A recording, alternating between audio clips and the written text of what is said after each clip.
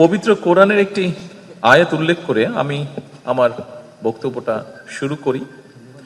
আল্লাহ তাআলা বলেছেন, তিনি সেই সত্তা যিনি পৃথিবীতে যা কিছু আছে সব তোমাদের জন্য সৃষ্টি করেছেন। সুতরাং নদী নালা, গাছপালা, কীট পতঙ্গ, বন্য কিংবা গৃহপালিত পানি, অর্থাৎ আমাদের চারপাশ, পরিবেশ, প্রতিবেশ, অর্থাৎ আল্লাহর এই সকল সৃষ্টি সবই কিন্তু মানুষের উপকারের জন্য। তবে আল্লাহ সকল সৃষ্টি থেকে যদি উপকার ভোগ করতে হয়, তাহলে মানুষ হিসেবে অবশ্যই কিন্তু আমাদের কিছু দায়িত্ব এবং কর্তব্য রয়েছে, যা খুব সংক্ষেপে আমি আপনাদের সামনে মাত্র তুলে ধরেছি। যথানিয়মে সকল সৃষ্টির যত্ন এবং পরিচর্যা করা আমরা যারা মানুষ তাদের বা মানব সমাজের দায়িত্ব।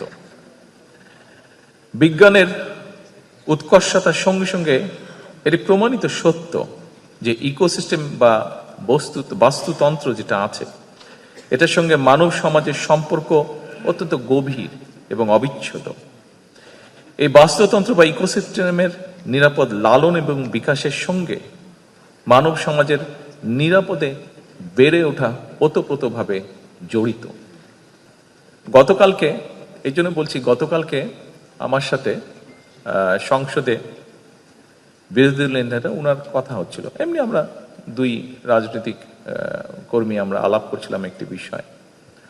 কিছুদিন আগে উনি হঠাৎ অসুস্থ হয়ে গিয়েছিলেন এবং ওনাকে গুলশানে, উনি খুব সম্ভবত লেক ভিউ হসপিটালে ছিলেন, তো ওখানে ওনাকে ছাদে নিয়ে যাওয়া হয়। একদিন ছাদে নিয়ে যাওয়ার পরে উনি হাঁটছিলেন, কিন্তু উনি আমাকে যেটা বললেন যে কিছুক্ষণ পরে উনি আর ছাদে হাঁটতে পারছিলেন না, কারণ আশেপাশে এত অসম্ভব স্মেল লেকটার।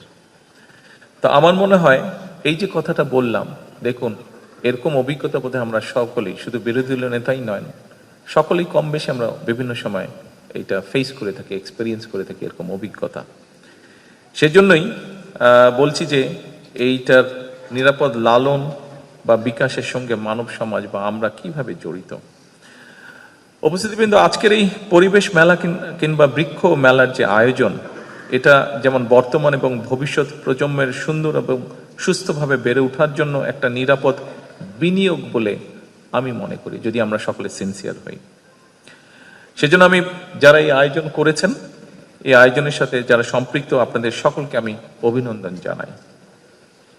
তবে এই আয়োজনটা কেবলমাত্র একটা বাৎসরিক আনুষ্ঠানিকতার মধ্যেই যদি সীমাবদ্ধ থাকে, সেটা বোধহয় থাকা উচিত হবে না।